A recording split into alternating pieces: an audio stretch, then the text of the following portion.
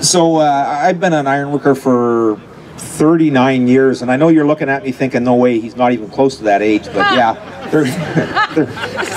And you know, for many years I've been living through this boom and bust that they've been talking about as an ironworker. One day I got more jobs and more money than I can know of, and the next day I'm unemployed, and then my unemployment runs out, and then I'm back and I'm working again and making big money, and I'm back and forth, and this is the last 40 years of my experience.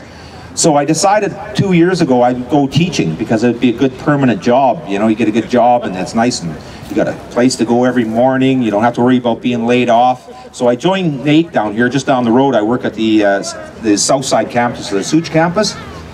It wasn't long after I joined there, we come into our municipal election.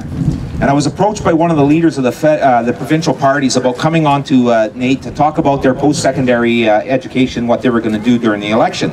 So I talked to the faculty, or the administration about it, and they said, no, we're a non-partisan group. We don't support any political party. Well, the next day they come out with a thing, we don't support any political party, but the PCs are going to build us a new campus, so if you're going to vote for somebody, maybe you'd vote for them.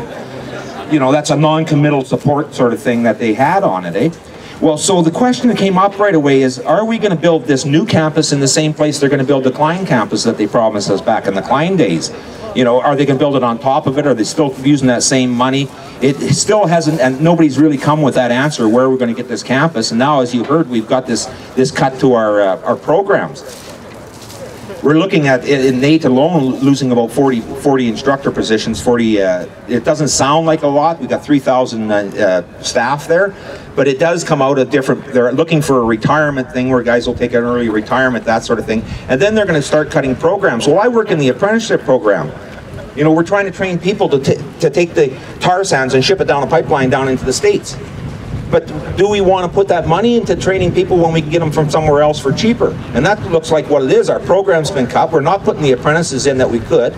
There's all kinds of people in this country that need jobs, and they're not getting apprenticeship programs. The government has no incentive to create a legislation that would require companies to take on apprentices. It's easier for them to bring in a temporary foreign worker for somewhere else. So now there's more option for me to go out and train temporary foreign workers to do my own job in 10 weeks. When an apprentice has to take a 4-year apprenticeship. It's not fair to the people who go through these apprenticeships either. You know, it seems like a double-edged sword. You know, they promise us so much.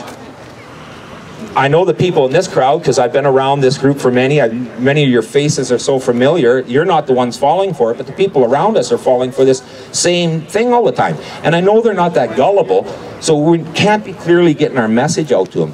You know, on our own thing, we see this advertisement coming over from the federal government saying they're putting 15,000 into apprenticeships. Well, we're not seeing that. You know, where's that money going?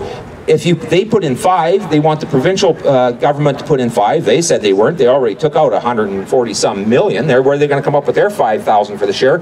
And then they want companies to come up for another 5. They come out with these pie-in-the-sky ideas.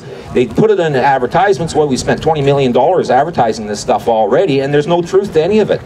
So we got to quit being so gullible. We got to look at what's going on. We got to tell our people who are sitting next to us, it's time to get out of your chairs and get involved and get active. Because as long as the people sitting next to you in your offices and in your schools and in your homes and that are not taking seriously what's happening to us, how they're eroding our power, how they're eroding our rights, we're going to be the only few out here.